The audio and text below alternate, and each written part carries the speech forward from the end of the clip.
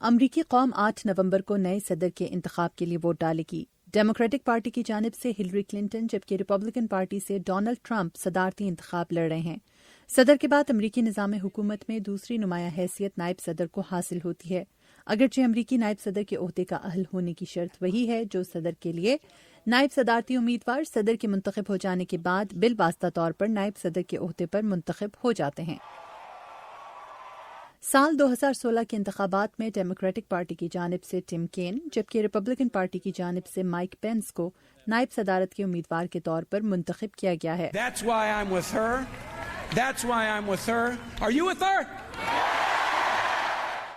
ٹم can کا تعلق ریاست ورجینیا سے ہے اور وہ گزشتہ 22 برسوں سے سیاست میں متحرک کردار ادا کر رہے ہیں۔ ٹم کین ریاست ورجینیا میں شہری کونسل کے رکن، میئر اور گورنر رہ چکے ہیں، جبکہ 2012 سے وہ امریکی سینٹ میں ریاست ورجینیا کی نمائندگی کر رہے ہیں۔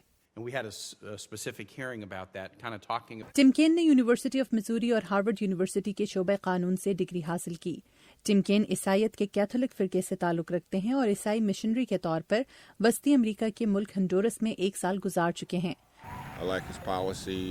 مجھے مختلف پالیسیوں پر ٹم کین کا موقف پسند ہے۔ ڈیموکریٹک پارٹی کے مخالفین اور ہلری کی حمایت نہ کرنے والے یقیناً نائب صدارت کے لیے ٹم کین کے انتخاب سے بھی مطمئن نہیں۔ اس پارٹی کی جانب سے جو کچھ بھی سامنے آ رہا ہے میں اس پر کوئی توجہ نہیں دے رہا۔ دوسری جانب ریپبلکن پارٹی کی جانب سے نائب صدارت کے امیدوار مارک پینس ہیں۔ The next Vice President of the United States, Governor Mike Pence. Mark Pence کا تعلق امریکہ کی وسط مغربی ریاست انڈیانا سے ہے اور وہ ایک قدامت پسند ریپبلکن کے طور پر پہچانے جاتے ہیں۔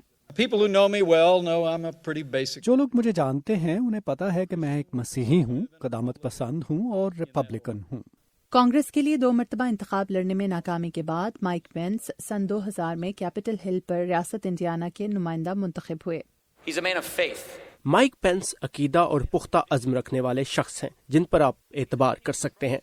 ماہرین کا کہنا ہے کہ مائک پینس اور ٹم کین کے درمیان 4 اکتوبر کو ہونے والے مباحثے میں دونوں امیدواروں کی سیاسی بصیرت اور امریکی سیاست اور امور حکومت سے واقفیت کے ساتھ ساتھ دونوں امیدواروں کا مختلف مسائل پر موقف بھی کھل کر سامنے آئے گا۔ مدیحہ انور، اردو VOA، واشنگٹن۔